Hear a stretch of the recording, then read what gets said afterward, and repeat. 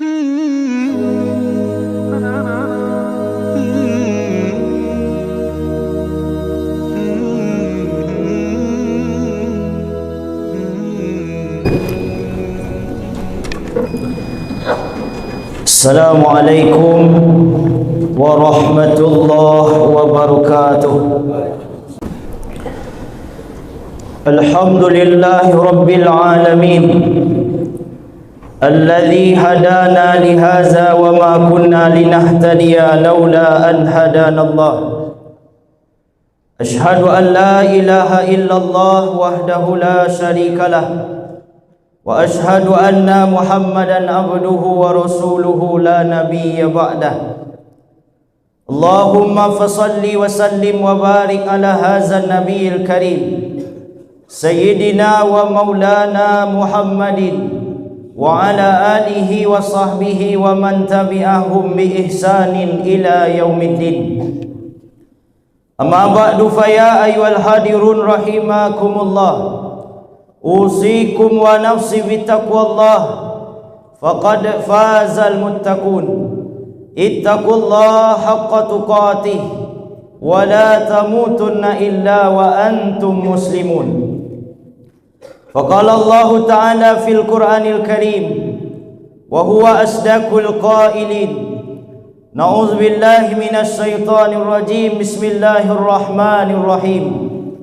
Ya ayyuhalladzina amanu taqullaha haqqa tuqatih wa la tamutunna illa wa antum muslimun. Wa qala ta'ala fi ayatil ukhra, ya ayyuhalladzina amanu taqullaha wa qulu qawlan sadida yuslih lakum a'malakum wa yaghfir lakum dzunubakum wa may yuti'illaha wa rasulahu faqad faza fawzan azima. Sadaqallahul azim. Bapak-bapak, saudara-saudara jemaah Jumat yang dimuliakan Allah, bersyukur kita kepada Allah Subhanahu wa taala atas nikmat yang masih diberikan Allah kepada kita sampai siang ini, sehingganya dengan nikmat-nikmat itu jualah kita bisa melaksanakan rutinitas hidup dan kehidupan kita selaku manusia. Di samping itu, kita tidak melupakan kewajiban kita sebagai hamba Allah, yaitu beribadah kepadanya. Tentu saja harapan dan doa kita bersama, semoga ibadah-ibadah yang telah kita lakukan itu sampai yang ibadah yang kita lakukan siang ini, semoga diterima Allah hendaknya sebagai amal soleh di sisinya. Kemudian selawat dan salam kita doakan kepada Allah, semoga senantiasa Allah curahkan dan sampaikan buat junjungan kita, yakni Nabi Muhammad sallallahu alaihi wasallam. Allahumma salli ala sayyidina Muhammad wa ala alihi wa ashabihi ajma'in. Bapak saudara jemaah Jumat yang dimuliakan Allah, pada Jumat yang berkah ini kembali khatib ingatkan kepada kita bersama bahwasanya tidak lama lagi setiap kita akan menemui ajal kita masing-masing. Maka ketika kembali kepada Allah, tak satu pun yang bisa kita banggakan di hadapannya.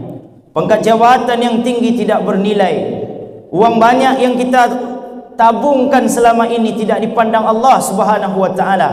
Apapun yang dibawa, tidak satu pun yang akan dilihat Allah Subhanahu wa taala, kecuali semua itu kita landasi dengan rasa takwa kepada Allah Subhanahu wa taala.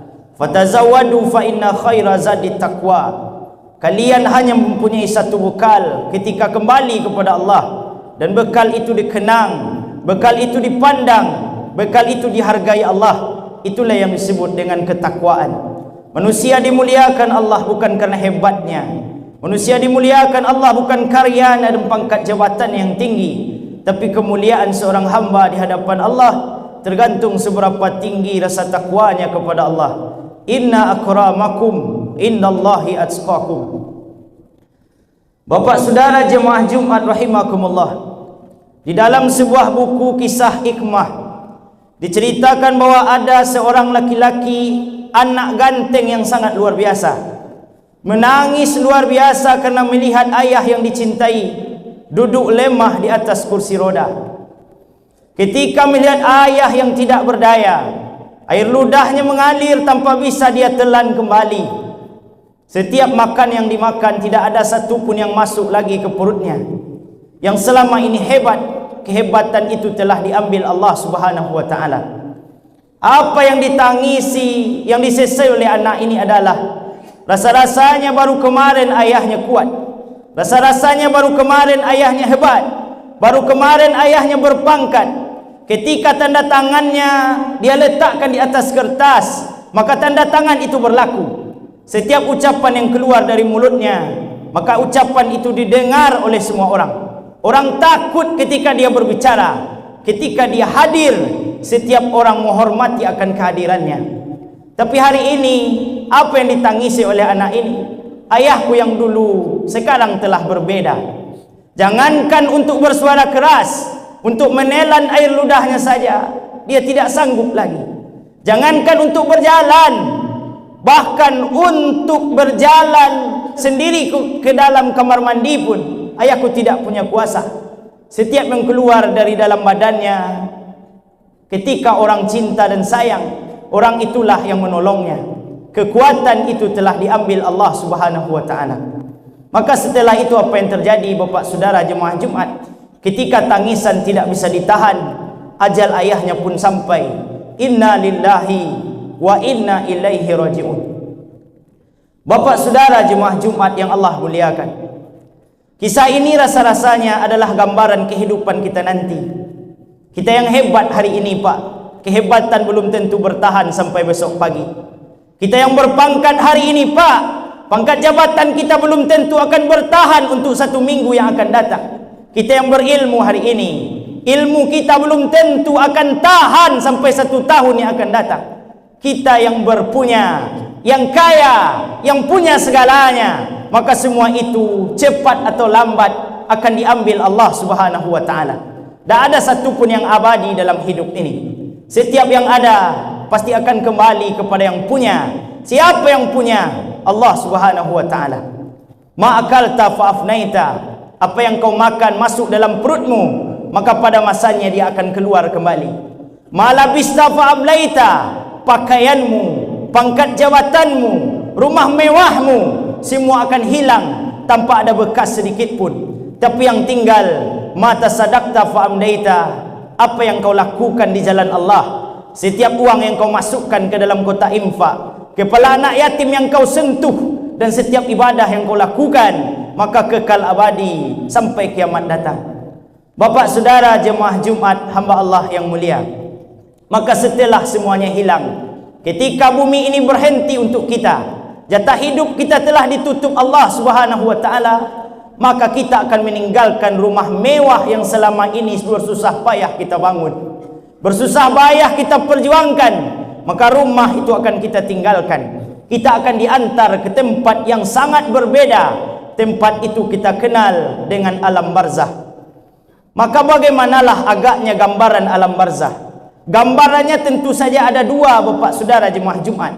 Gambaran pertama, alam barzah atau kuburan bisa menjadi tempat yang sangat mengerikan, tempat yang sangat menakutkan, tempat yang sangat penuh dengan azab luar biasa yang disediakan Allah Subhanahu wa taala. Kenapa tempat itu seperti itu? Tentu saja ketika kita hadir ke dalamnya, tak satu pun bekal modal yang kita persiapkan. Tapi berbahagialah nanti ketika di dunia banyak amal, ketika di dunia persiapan kita banyak, maka kuburan menjadi tempat pasti kita setelah ini akan lebih mewah, lebih indah, lebih penuh dengan banyak fasilitas dibanding rumah yang kita tinggalkan di dunia dengan amal soleh yang banyak kita perbuat saat ini. Bapak Saudara jemaah Jumat yang dimuliakan Allah, ketika badan telah hilang nyawa di dalam badan, maka kita akan diantarkan ke tempat itu. Maka yang perlu kita ingat, yatsbi'ul mayit salasah. Ketika mayat mati, maka mayat itu akan diantar ke dalam kuburnya oleh 3 hal.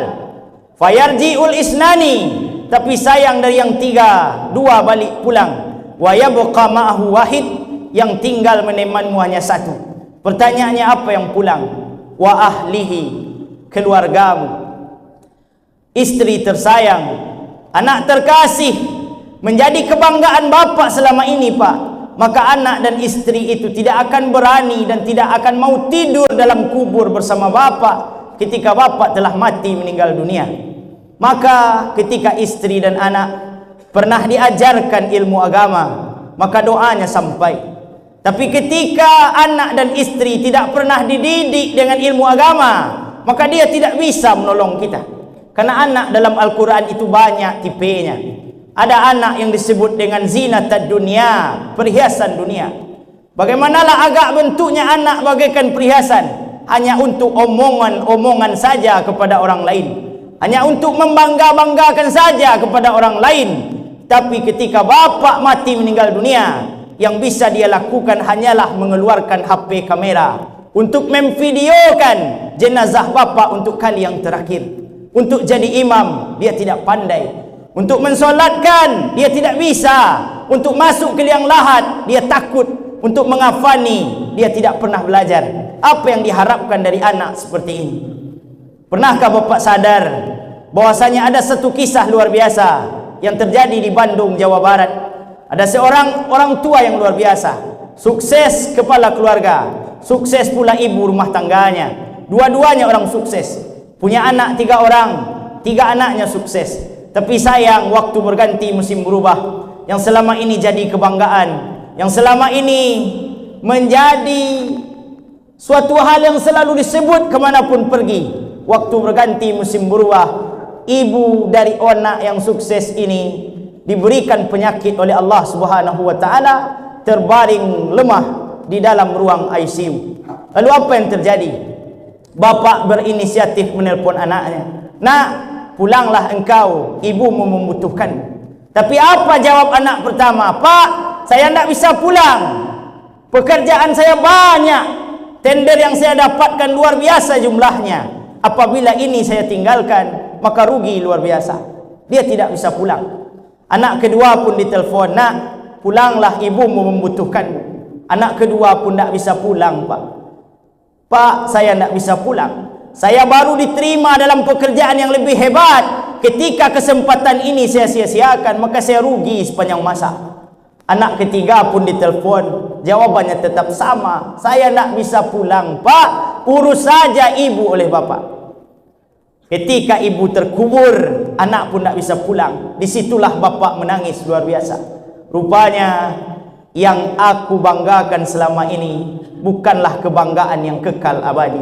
Ini hanyalah kebanggaan dunia yang tidak ada artinya sama sekali. Anak yang hebat yang aku didik selama ini, rupanya sedikit pun tidak bisa memberikan bantuan kepada aku. Lalu pertanyaannya bapak saudara jemaah Jumat, bagi kita yang telah punya amanah, punya anak, apakah anak kita didik dengan ilmu agama atau tidak? Kalau hanya sebatas mendidik akalnya menjadi orang cerdas, bapak rugi di hadapan Allah. Tapi ketika bapak bisa mengisi akalnya, bisa mengisi hatinya, ditambah dengan ilmu agama yang luar biasa, maka bapak akan ditolongnya. Tidak saja dibahagiakan di dunia, bahkan mati nanti dimakan cacing tanah, anak ini akan selalu memberikan manfaat untuk orang tuanya. Bapak saudara jemaah Jumat yang Allah muliakan, anak pun akan pulang meninggalkan kita. Kemudian yang kedua, wa malihi, kekayaan kita selama ini tidak ada satu pun yang akan kita bawa. Mobil yang kita bayar setiap bulannya, kita kredit dengan penuh usaha keras luar biasa. Tapi ketika mobil itu lunas, ketika mobil itu telah kita bayarkan, BPKB telah di tangan, kita terbaring kaku kemudian mati, maka mobil itu tidak akan berani dan tidak akan mau membawa kita masuk ke dalamnya ketika status telah berganti menjadi almarhum almarhumah.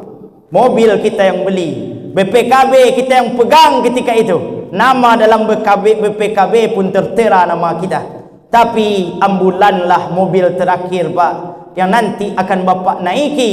Itu pun kalau kubur bapak jauh dari rumah bapak. Tapi ketika kuburnya dekat, ambulan pun tidak dibutuhkan. Keranda mayatlah yang akan mengusung jenazah kita. Bapak saudara jemaah Jumat yang dimuliakan Allah, lalu yang kekal, yang abadi adalah wa a'maluh, amal kita selama di dunia. Maka oleh sebab itu bapak saudara jemaah Jumat yang dimuliakan Allah, arah kehidupan ini memang seperti inilah agaknya. Kemudian dari awal kita dilahirkan ibu ke dunia, setelah itu kita beranjak menjadi anak-anak, setelah itu kita beranjak menjadi anak remaja, kemudian dewasa, kemudian tua, memiliki semuanya, kemudian kita akan kembali kepada Allah Subhanahu wa taala. Pertanyaannya, apakah waktu berganti musim berubah akan kita jalani tanpa ada sedikit pun rasa untuk mengumpulkan bekal ketika kembali kepada Allah? Maka Bapak Saudara jemaah Jumat yang Allah muliakan, pada tahun baru, momen tahun baru hari ini, khatib ingatkan kepada kita bersama yang hadir, marilah kita sama-sama kembali kepada Allah. Al-muhajiru man hajara ma nahallahu anhu. Hijrahlah kita dalam artian berubah dari sesuatu yang selama ini rajin melakukan larangan Allah menjadi orang-orang yang lebih taat, yang lebih patuh, yang lebih rajin beribadah kepada Allah Subhanahu wa taala. Kenapa demikian? Karena waktu ajal itu tidak ada yang tahu. Bisa saja nanti sore, bisa saja 2 hari yang akan datang, atau 1 minggu yang akan datang, kita akan menemui ajal kita masing-masing. Oleh sebab itu Bapak Saudara jemaah Jumat, mati tak menunggu kita bertaubat, mati tak menunggu kita soleh, mati tak menunggu kita baca Quran, mati tak menunggu kita menyentuh kepala anak yatim, tapi kitalah yang mesti melakukan semuanya agar kematian kita nanti menjadi kematian yang diredai Allah Subhanahu wa taala, dalam artian mati dalam keadaan husnul khatimah. Bapak Saudara jemaah Jumat yang Allah muliakan, oleh sebab itu tak ada lagi waktu untuk menunda hari esok. Tahun yang akan datang untuk bertobat itu adalah rencana, tapi kepastian ada di tangan Allah Subhanahu wa taala. Sebelum ajal itu sampai, marilah kita kembali kepada Allah, marilah kita menjadi hamba-hamba yang selalu taat beribadah kepadanya. Banyak maaf, fa'tabiru ya ulil absar la'allakum turhamun.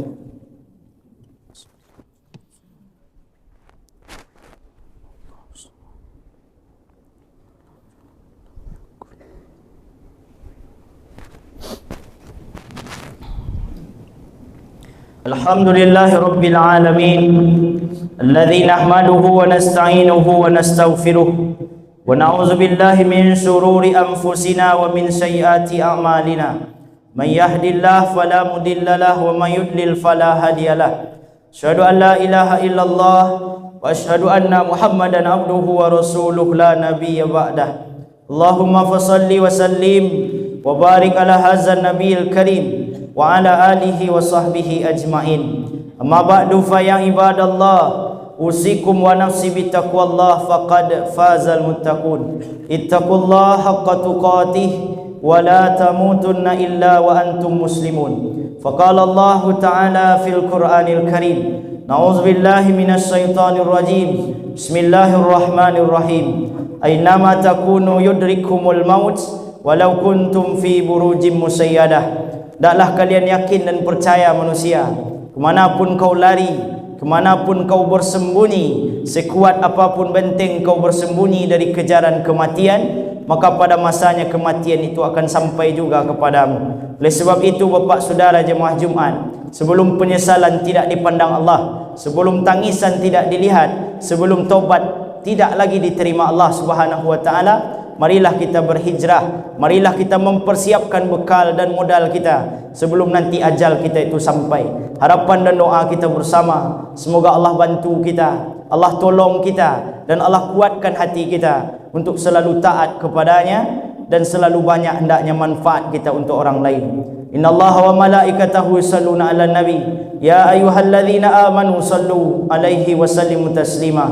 Allahumma shalli 'ala sayidina Muhammad wa ala ali sayyidina Muhammad kama shallaita ala sayyidina Ibrahim wa ala ali sayyidina Ibrahim wa barik ala sayyidina Muhammad wa ala ali sayyidina Muhammad kama barakta ala sayyidina Ibrahim wa ala ali sayyidina Ibrahim fil alamin innaka Hamidum Majid. Allahumma fir lil mu'minina wal mu'minat wal muslimina wal muslimat al ahya'i minhum wal amwat innaka sami'un qaribun mujibud da'wat. Amin ya Allah ya qadiyal hajat. Allahumma rabbana zalamna anfusana wa illam taghfir lana wa tarhamna lanakunanna minal khasirin. Allahumma ihtim lana ya Allah bi husnil khatimah ولا تحتم علينا يا الله بسوء الخاتمة.